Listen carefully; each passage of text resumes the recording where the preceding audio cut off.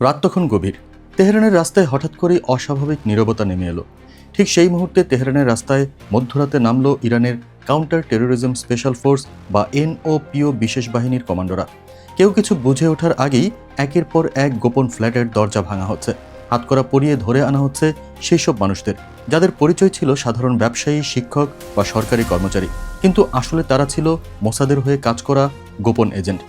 এই খবর যখন প্রথম বাইরে আসতে শুরু করলো, তখন গোটা মধ্যপ্রাচ্যে রীতিমতো শোরগোল পড়ে গেল। ইরান এবার এমন এক কাজ করেছে যা গোটা গোয়েন্দা জগতে তোলপাড় ফেলে দিয়েছে। যে মোসাদ নিজেদের ছায়ার মতো অদৃশ্য বলে দাবি করে, তাদের সে ছায়াপথ এক রাতে আলোয় ভরে দিয়েছে ইরান। আর এখন তেল আবিবে রীতিমতো আতঙ্ক ছড়িয়ে পড়ছে, কারণ নেতানিয়াহু জানেন এই এজেন্টরা যত তথ্য জানতো তা এখন ইরানের হাতে চলে যাবে। এই ঘটনার পর থেকে একের পর এক প্রশ্ন উঠছে সবার মনে। আর এই গ্রেফতার কি ইসরায়েলের বিরুদ্ধে ইরানের কোনো বড় পদক্ষেপের প্রথম ইঙ্গিত? কারা এই গ্রেফতার হওয়া এজেন্টরা? তারা ইরানিদের মধ্যে কিভাবে মিশে গিয়েছিল? তারা কতদিন ধরে মোসাদের চোখ কান হয়ে ইরানের গোপন তথ্য পাচার করছিল? ইরানের NOPO বাহিনী কিভাবে এই গোপন নেটওয়ার্ক শনাক্ত করল? তারা কি চীন বা রাশিয়ার কাছ থেকে এমন কোনো প্রযুক্তি পেয়েছে যা মোসাদের এনক্রিপ্টেড যোগাযোগও ভেঙে ফেলতে পারে? এই এজেন্টদের আসল মিশন কি ছিল? শুধু তথ্য সংগ্রহ, নাকি ইরানের পারমাণবিক বিজ্ঞানীদের হত্যা বা সামরিক স্থাপনায় নাশকতার পরিকল্পনা?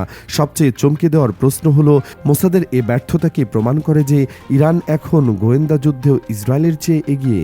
তারা কি এখন ইসরায়েলের ভেতরেও তাদের নিজস্ব এজেন্ট পাঠাতে সক্ষম? আর সবচেয়ে বড় প্রশ্ন, এই গ্রেফতার করা এজেন্টদের ইরান কি ফাঁসিতে ঝুলাবে, নাকি এদের ব্যবহার করে ট্রাম্প নেতানিয়াহুকে খামেনির কথা মানতে বাধ্য করবে? এই পুরো ঘটনার শুরুটা কিভাবে হয়েছিল সেটা জানলে পুরো ছবিটা আরও পরিষ্কার হয়ে যাবে। এই পুরো নাটকের সূত্রপাত হয় যখন ইরানের রাষ্ট্রীয় মিডিয়া ঘোষণা করে তাদের NOPO বিশেষ বাহিনী তেহরানের একটি সফল অভিযান চালিয়ে মোসাদের সাথে যুক্ত একাধিক গুপ্তচরকে গ্রেফতার করেছে। NOPO যারা আইন প্রয়োগকারী বাহিনীর সবচেয়ে অভিজাত এবং প্রশিক্ষিত ইউনিট, তারা মাসের পর মাস ধরে এই নেটওয়ার্কের ওপর নজরদারি করছিল।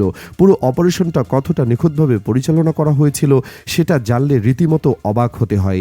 ইরানের গোয়েন্দা মন্ত্রণালয়ের একজন মুখপাত্র বলেন, এই অপারেশনটি ছিল অত্যন্ত জটিল এবং সূক্ষ্ম। আমরা এই এজেন্টদের শুধু শনাক্তই করিনি, বরং তাদের পুরো যোগাযোগ নেটওয়ার্ক, তাদের হ্যান্ডেলাররা কারা, কিভাবে কারা তথ্য পাঠায় সবকিছু মনিটর করেছি। আর যখন আমরা নিশ্চিত হয়েছি যে আমরা তাদের পুরো নেটওয়ার্কের ম্যাপ করে ফেলেছি, তখনই আমরা আঘাত হেনেছি। অভিযানের বিস্তারিত যখন বেরিয়ে আসতে শুরু করলো, তখন দেখা গেল এটা কোনো ছোটখাটো রেইড ছিল না। এই অভিযানে চালানো হয়েছিল একযোগে তেহরানের বিভিন্ন এলাকায়। NOPO কমান্ডোরা মধ্যরাতে গোপনে ফ্ল্যাটে, নিরাপদ আস্তানা, এমনকি কিছু ব্যবসায়িক প্রতিষ্ঠানে রেড চালায়। প্রতিরক্ষা বিষয়ক সাময়িকী জেন্স ডিফেন্স উইকলির মতে এ ধরনের সমন্বিত এবং নিখুঁত অভিযান ইরানের গোয়েন্দা বাহিনীর ক্রমবর্ধমান সক্ষমতার প্রমাণ। তারা এখন শুধু তথ্য সংগ্রহই করে না, বরং সেই তথ্যকে অত্যন্ত কার্যকরভাবে ব্যবহার করে শত্রু নেটওয়ার্ক ধ্বংস করতে পারে। এবার আসা যাক মূল প্রশ্নে, কিন্তু মোসাদ কেন ইরানে এত বিপুল সংখ্যক গুপ্তচর নেটওয়ার্ক তৈরি করেছিল? এর উত্তর লুকিয়ে আছে ইসরায়েলের জাতীয় নিরাপত্তা কৌশলের গভীরে। ইসরায়েল সবসময় ইরানকে তাদের সবচেয়ে বড় অস্তিত্বের হুমকি মনে করে এসেছে। ইরানের পারমাণবিক কর্মসূচি, তাদের ব্যালিস্টিক মিসাইল প্রোগ্রাম এবং মধ্যপ্রাচ্য জুড়ে তাদের প্রক্সি বা ছায়া গোষ্ঠীগুলোকে সমর্থন, এসবই ইসরায়েলের জন্য সরাসরি চ্যালেঞ্জ। আর এই চ্যালেঞ্জ মোকাবেলা করার জন্য মোসাদ গত কয়েক দশক ধরে ইরানের ভিতরে বিশাল গুপ্তচর নেটওয়ার্ক তৈরি করেছে। এই নেটওয়ার্ক ঠিক কী কাজ করত সেটা জানলে গায়ে কাটা দিবেও। লন্ডন ভিত্তিক think tank royal United services ইনস্টিটিউটের মতে, মোসাদের এই নেটওয়ার্ক শুধু তথ্য সংগ্রহই করত না, তারা সক্রিয়ভাবে নাশকতা এবং হত্যাকাণ্ডের সঙ্গে জড়িত ছিল। 2010 থেকে 2020 সাল পর্যন্ত ইরানের অন্তত 5 জন পারমাণবিক বিজ্ঞানী রহস্যজনকভাবে হত্যার শিকার হন। এর মধ্যে সবচেয়ে উল্লেখযোগ্য ছিল 2020 সালে মহসিন ফাকরিজাদের হত্যা, যিনি ইরানের পারমাণবিক কর্মসূচি প্রধান স্থপতি ছিলেন। ওয়াশিংটন পোস্টের এক অনুসন্ধানী প্রতিবেদনে বলা হয়েছিল, এই হত্যাকাণ্ডে ব্যবহৃত হয়েছিল অত্যাধুনিক AI চালিত রিমোট কন্ট্রোলড মেশিন গান। আর এই ধরনের জটিল অপারেশন চালাতে গেলে ইরানের ভিতরে মোসাদের একটি শক্তিশালী লজিস্টিক এবং গোয়েন্দা নেটওয়ার্ক থাকা অপরিহার্য। আর ঠিক এই নেটওয়ার্কটি এখন ইরান ভেঙে ফেলেছে।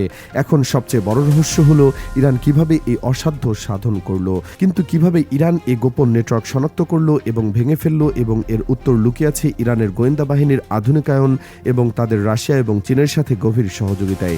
মস্কো ভিত্তিক think tank centre for analysis of studies and টেকনোলজিস্টের মতে, রাশিয়া ইরানকে তাদের উন্নত সাইবার ট্র্যাকিং এবং ডিজিটাল ফরেনসিক প্রযুক্তির শেয়ার করেছে। এই প্রযুক্তি ব্যবহার করে ইরান মোসাদের এজেন্টের ডিজিটাল ফুটপ্রিন্ট বা ডিজিটাল পদচিহ্ন শনাক্ত করতে পেরেছে। তারা দেখেছে কোন কোন মোবাইল নম্বর থেকে কোন কোন নির্দিষ্ট সময়ে সন্দেহজনক যোগাযোগ হচ্ছে, কোন ইমেইলের ঠিকানা বারবার বিদেশি আইপি অ্যাড্রেসের সাথে যুক্ত হচ্ছে। শুধু রাশিয়াই নয়, আরেকটি পরাশক্তিও এই খেলায় জড়িত। অন্যদিকে চীন ইরানকে সাহায্য করেছে ফেসিয়াল রিকগনিশন এআই ভিত্তিক সার্ভিলেন্স বা নজরদারি প্রযুক্তিতে। দ্য ডিপ্লোম্যাট ম্যাগাজিনের এক বিশ্লেষণে বলা হয়েছে, ইরান তেহরান এবং অন্যান্য প্রধান শহরগুলোতে হাজার হাজার সিসিটিভি ক্যামেরা স্থাপন করেছে, যা চীনের তৈরি উন্নত ফেসিয়াল রিকগনিশন সফটওয়্যার দিয়ে সজ্জিত। এই সিস্টেম ব্যবহার করে ইরানের গোয়েন্দা বাহিনীর সন্দেহভাজন ব্যক্তিদের গতিবিধি ট্র্যাক করতে পারে। তারা কাদের সাথে দেখা করছে, কোথায় যাচ্ছে, সবকিছুই রেকর্ড করা হচ্ছে। আর এই সমস্ত প্রযুক্তির সমন্বয়ে ইরান মোসাদের এই গোপন নেটওয়ার্ক ম্যাপ করতে পেরেছে এবং এক রাতেই তাদের ধ্বংস করে দিয়েছে। ইসরায়েলের জন্য এই ঘটনার পরিণতি কতটা ভয়াবহ সেটা এখন ধীরে ধীরে স্পষ্ট হয়ে যাচ্ছে।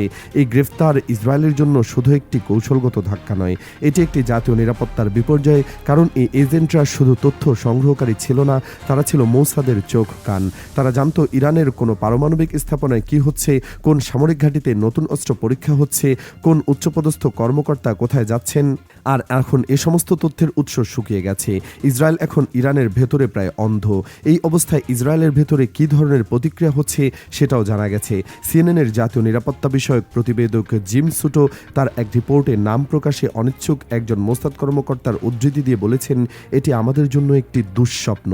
আমরা কয়েক বছর ধরে যে নেটওয়ার্ক তৈরি করেছিলাম তা এক রাতে ধ্বংস হয়ে গেছে। আর সবচেয়ে ভয়ঙ্কর বিষয় হলো, আমরা জানি না ইরান এই এজেন্টদের থেকে কি কি তথ্য বের করে আনবে। তারা হয়তো আমাদের অন্যান্য অপারেশন সম্পর্কেও জেনে যাবে। আর এই ভয়টাই এখন তেল আবিবের সবচেয়ে বড় আতঙ্ক। এখন সবার মনে একটাই প্রশ্ন ঘুরপাক খাচ্ছে, কিন্তু এই গ্রেফতারকৃত এজেন্টদের ভাগ্যে কি আছে? ইরানের আইন অনুযায়ী গুপ্তচর বৃত্তির সর্বোচ্চ শাস্তি হলো মৃত্যুদণ্ড। গত কয়েক দশকে ইরান কয়েক ডজন মোসাদ এবং সিআইএ এজেন্টকে ফাঁসি দিয়েছে, কিন্তু এবার পরিস্থিতি কিছুটা ভিন্ন। কেন ভিন্ন সেটা বুঝতে হলে বর্তমান ভূরাজনৈতিক পরিস্থিতির দিকে তাকাতে হবে। ওয়াশিংটন পোস্টের এক বিশ্লেষণে বলা হয়েছে, ট্রাম্প প্রশাসন এখন ইরানের সাথে একটি নতুন পারমাণবিক চুক্তির দিকে ঝুঁকছে। আর এই গ্রেফতারকৃত এজেন্টরা হয়তো সে দর কষাকষির পণ্য হতে পারে।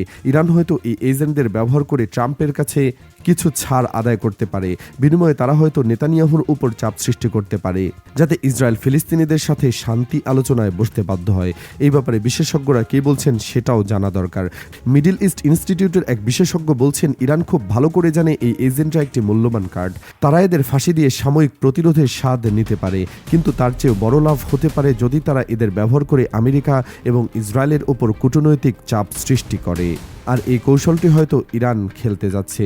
তারা হয়তো ট্রাম্পকে বলবে, তুমি যদি নেতানিয়াহুকে আমাদের শর্ত মানাতে পারো তাহলে আমরা তোমাদের এজেন্টদের ছেড়ে দেব। আর এই খেলায় নেতানিয়াহু এখন সম্পূর্ণ অসহায়। সব মিলিয়ে এই পুরো ঘটনা গোয়েন্দা জগতের ইতিহাসে একটা বড় মোড় হিসেবে দেখা হচ্ছে। তেহরানে মোসাদের এই পতন শুধু ইসরায়েলের জন্যই নয়, পুরো পশ্চিমা গোয়েন্দা জগতের জন্য এক বড় ধাক্কা। ইরান প্রমাণ করে দিয়েছে তারা এখন শুধু সামরিকভাবেই নয়, গোয়েন্দা যুদ্ধেও অত্যন্ত দক্ষ এবং শক্তিশালী। যে মোসাদকে বিশ্বের সেরা গোয়েন্দা সংস্থা বলা হয়, তাদের পুরো নেটওয়ার্ক এক রাতেই ধ্বংস করে দিয়ে ইরান বিশ্বকে বলে দিয়েছে, আমরা দুর্বল নই, আমরা প্রস্তুত। এখন একটাই প্রশ্ন সবার মনে ঘুরপাক খাচ্ছে, এই গ্রেফতারকে মধ্যপ্রাচ্যের ক্ষমতার ভারসাম্য পরিবর্তনের সূচনা? উত্তর যাই হোক, একটি বিষয় স্পষ্ট, ইরান ইসরায়েল ছায়াযুদ্ধে ইরান এবার একটি বড় জয় পেয়েছে। আর এই জয়ের পরিণতি কি হবে তা নির্ভর করছে নেতানিয়াহু এখন কি সিদ্ধান্ত নেন তার উপর। তেল আবিবের আকাশে এখন ঘুরপাক খাচ্ছে এক ভয়ঙ্কর প্রশ্ন, মোসাদকে আবার তাদের হারানো জমি ফিরে পাবে, নাকি ইরান পুরো খেলার নিয়মে বদলে দেবে? আগামী দিনগুলোতে এই প্রশ্নের উত্তর পাওয়া যাবে বলে বিশ্লেষকরা মনে করছেন।